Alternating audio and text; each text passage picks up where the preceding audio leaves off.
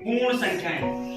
कहने से समझ में आ रहा है कि पूर्ण, कोई भी चीज पूर्ण हो जाती है, यानी कि किसी चीज के बिना हम लोग अधूरे थे और वो चीज मिल गई तो पूर्ण हो गया, है ना। तो अब अभी तक हम लोग क्या थे, एक से गिनना शुरू कर रहे थे, 1 2 3 4 चल रहा था, लेकिन उसमें कुछ अधूरा था, कभी कभी 10 आ जाता है, बीच में 100 आ जाता है, तो इसमें इस्तेमाल होता है जीरो, शून्य, है ना। तो जब कोई भी संख्या शून्य से शुरू होती है, जब कोई काउंटिंग संख्या नहीं, जब कोई काउंटिंग शून्य से शुरू होगी, 0 1 2 3 4 और पूरा अनंत तक, 5 6 7 8 9 10 11 12 13 14 15 16 17 18 19 20, है ना।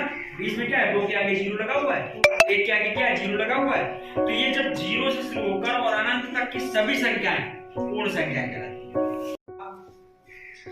पूर्ण संख्या क्या होती है ये बताइए।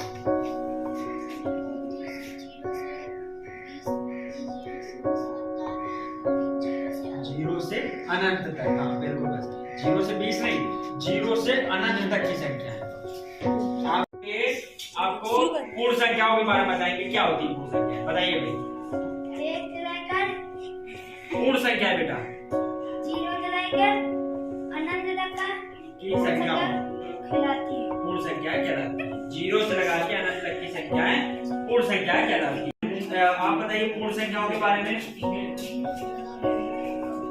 0 से लगा के अनंत तक की होती नहीं, तिक तक की संख्याओं को पूर्ण संख्याएं कहते हैं, है ना। कौन सी संख्या कहते हैं, पूर्ण संख्या।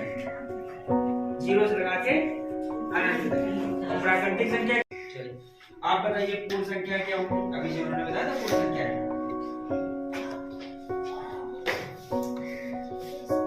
0 से लगाकर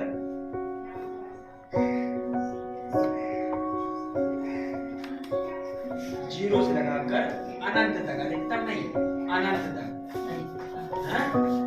0 से लगा के अनंत तक की संख्याओं को पूर्ण संख्या कहते हैं।